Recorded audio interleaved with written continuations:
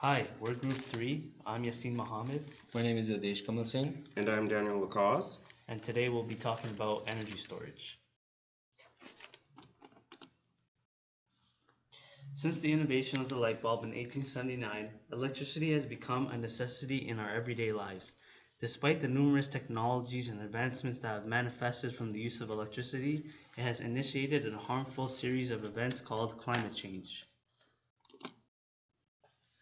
Climate change occurs when greenhouse gases trap heat radiation within our atmosphere, causing the overheating of our Earth. Warming ensues changes in weather patterns, causes extreme weather conditions, rising water levels, and destruction of habitats. These greenhouse gases are composed of various elements such as nitrous oxide, methane, and carbon dioxide. The number one cause of the overproduction of greenhouse gases is from the burning of fossil fuels and gas such as coal and oil.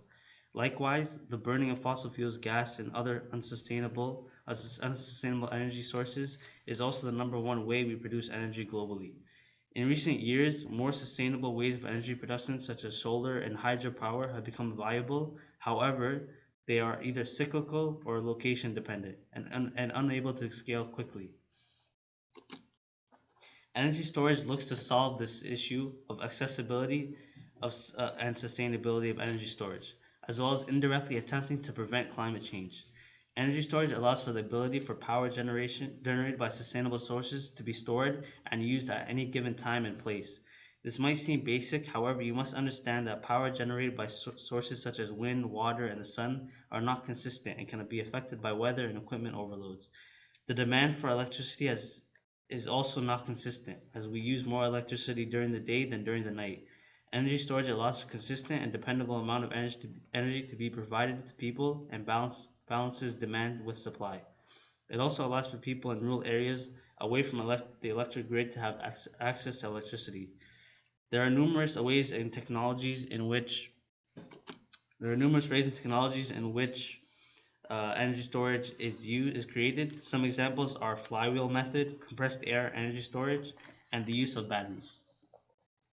So I will talk about the advantage and disadvantage of the energy storage.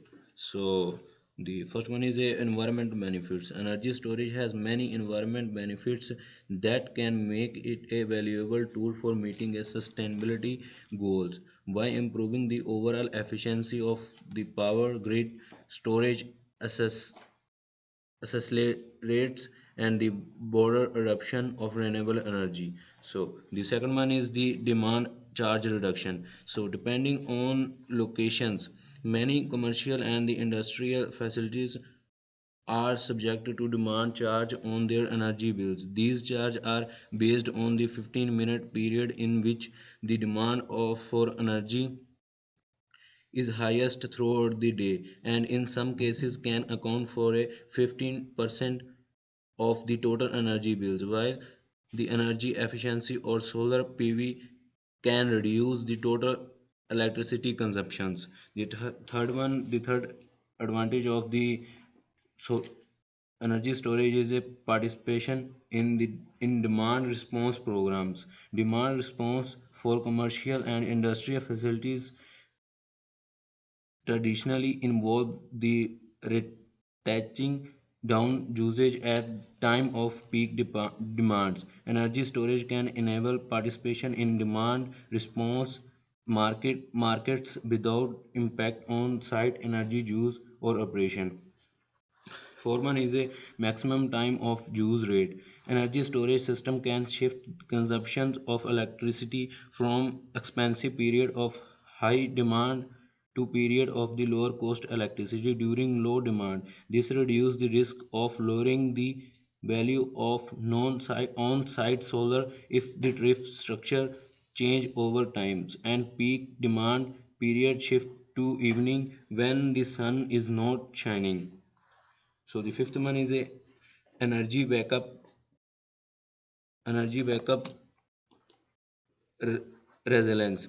So the planning for the energy backup power is an essential part of a resilience plan. So historically, commercial and industrial faculties have invested significant in the local and emergency backup infrastructures. So The sum of the advantages are the security, a more efficient grid that is a more resist to disruptions, environment environment decrease the carbon dioxide emission from a greater use of clean electricity economy, so increase the economic value of wind and solar power. So it is also very useful for the jobs, new income source for rural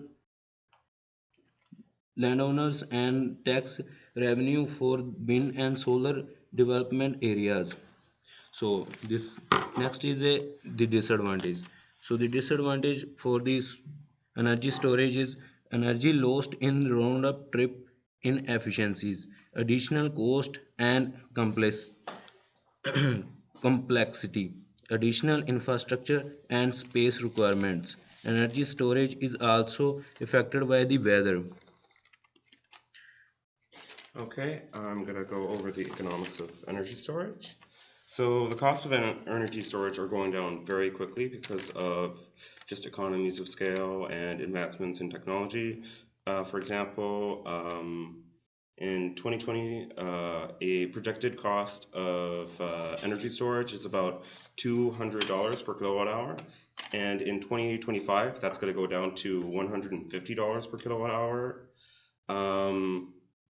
Right now, energy storage is most economical for very short-term use and for more flexible scenarios. So, for example, if a remote community has issues of power outages due to lines which break easily and are hard to service, you can have very economical energy storage there, or in certain business cases where they might want to have ensure constant power during peak use without having to pay an extraordinary amount of for it. And the adoption of energy storage, there's two types. There's before and after meter. Before the meter is just grid-based storage, just more just large municipality based, and then after meter, which would be individual businesses or households employing their own energy storage. Adoption is growing very rapidly. In the US in 2014, there was a like 65 megawatt watts worth of energy installed, and in 2015 it grew to an astronomical 160 megawatt hours. Although this is still very small considering the total power output of the United States being about 1 million megawatts. And it's focused on output instead of like total energy stored, because of how it's not really economical long term, it's economical short term. So most people, when they want energy storage, they want something that is very quick and just agile. And there is a little bit of energy storage adoption in Ontario, like not just Tesla Powerwalls in garages, but a few municipality-based like pole-mounted batteries. There's a few flywheel generators for smoothing out power demand, and that's pretty much it, at least for now in Ontario. So in conclusion of our presentation, we're still going to need electricity, and lots of it, for a long time to go. And in order for that energy use to be sustainable, we need to start applying energy storage to more renewable power types, and to also help provide stable power generation.